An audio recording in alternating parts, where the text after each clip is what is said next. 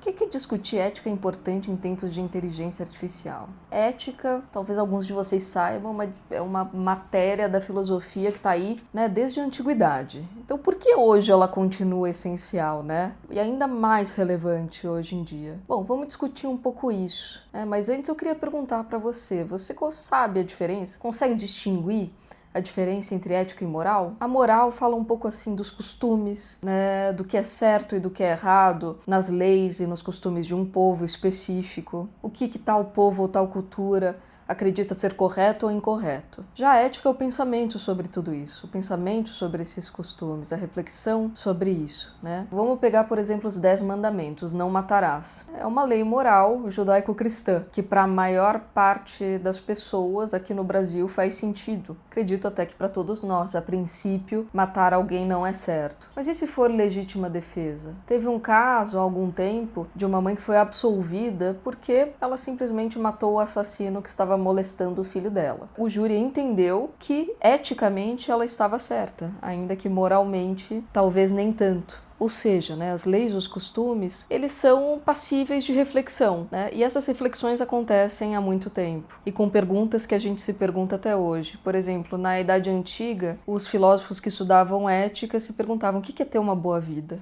O que é a justiça? Isso são perguntas que a gente se faz até hoje. Inclusive, tem um livro muito bom do Michael Sandel, que é um puta professor de Harvard, sobre isso. Justiça, o que é fazer a coisa certa? Ou seja, a gente vem nos perguntando há séculos isso. E conforme o mundo foi mudando, as perguntas éticas também foram mudando. Então, na época medieval, que a gente tinha uma moral religiosa, o que é a virtude? O que é ser um homem virtuoso? No Renascimento, as perguntas se voltaram mais para quais direitos nós temos como indivíduos, como cidadãos. No século XX, a gente passou a se perguntar, e se pergunta até hoje, qual é o motivo das desigualdades sociais e como a gente pode combatê-las. E aí chegou a inteligência artificial. E como com toda grande revolução, vieram novas perguntas éticas aí. Por quê? Porque ela está mexendo muito com a gente. Mas você já parou de pensar por que tanto buzz existe sobre inteligência artificial? Por que isso tem nos impactado tanto? Bom, eu achei um artigo super interessante das professoras Dora Kaufmann e Lúcia Santaella, grandes referências, né, acadêmicas, e sou fã totalmente, né?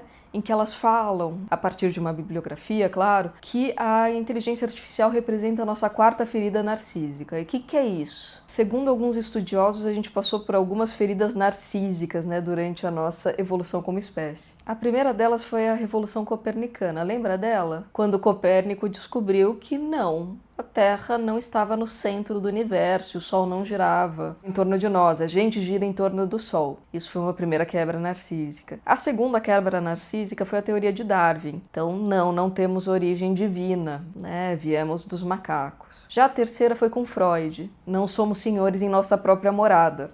Temos o inconsciente, a gente não tem aquele livre-arbítrio e aquela razão superior que a gente pensava ter. E segundo elas, a inteligência artificial seria essa quarta ferida narcísica. Por quê? Porque ela domina algo que é essencialmente humano, que é a nossa capacidade linguística e de conversação.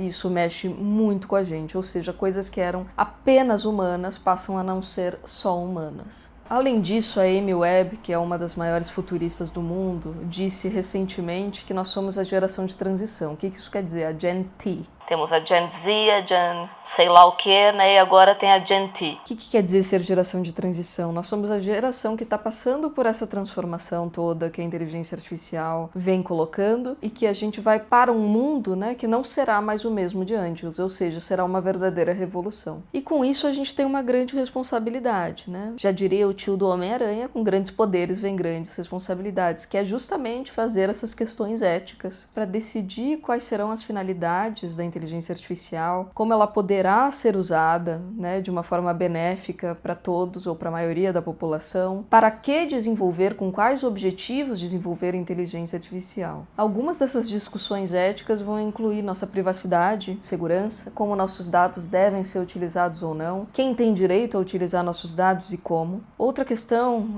vai para o vieses e discriminação, né, como a gente faz com que a inteligência artificial não potencialize ainda mais estruturas de exclusão como racismo. E isso além da questão da transparência e da explicabilidade. A inteligência artificial sempre vai ter um certo grau de inexplicabilidade, um certo grau de incerteza, né? Mas o que a gente pode transparecer mais. O gato se animou com a discussão. Existem coisas no sistema de inteligência artificial que podem ser transparentes. Qual o objetivo do sistema, quais foram as variáveis, os critérios. E tem coisas que não. Por isso que a gente chama isso de black box, né? Uma caixa preta. Tem coisas que a gente não vai conseguir explicar completamente. E além disso, a gente tem questões éticas importantes sobre empregabilidade, como é que vai ser, né? Esses novos trabalhos com a inteligência artificial, como vai ser a questão do desemprego. E mais do que isso, acho que o que mais pega na nossa ética, e por isso é importante discutir, é a questão da autonomia e da tomada de decisão. Até onde a gente deve permitir que a inteligência artificial tome decisões? Quais decisões devem ser tomadas por humanos e quais devem ser automatizadas? Enfrentar esses dilemas requer uma baita colaboração, por isso a gente precisa de times multidisciplinares, né? Todo mundo tem que se conversar, e quanto mais diverso, melhor, porque a gente diminui a questão dos vieses. Mas é uma responsabilidade de todos encarar essas questões, porque vai nos impactar totalmente, né? Sejamos nós desenvolvedores ou usuários dessa tecnologia. Então, como disse Kevin Kelly, que é uma grande referência na área de tecnologia, as máquinas são para respostas, os seres humanos são para perguntas. Então a gente tem essa necessidade e essa responsabilidade de se perguntar para onde as coisas estão caminhando eticamente na tecnologia e na inteligência artificial. Põe aqui nos comentários sua pergunta ética, se vocês quiserem o artigo da Lúcia Santaella e da Dora Kaufmann, eu também mando para vocês. E deixo uma dica aqui, a já tradicional dica da Lau, né? Tem um artigo que saiu em 2017 no El País, que eu acho muito bom, que é do Frank Pasquale, que é um dos grandes autores sobre essa black box que a gente falou aqui, né? Inclusive, o livro dele está em inglês, se chama The Black Box Society, mas o artigo está em português e é mais fácil, então estou indicando aqui. O artigo se chama A Perigosa Caixa Preta dos Algoritmos e a Campanha Eleitoral de 2018. Obrigada, gente, por assistirem, até breve!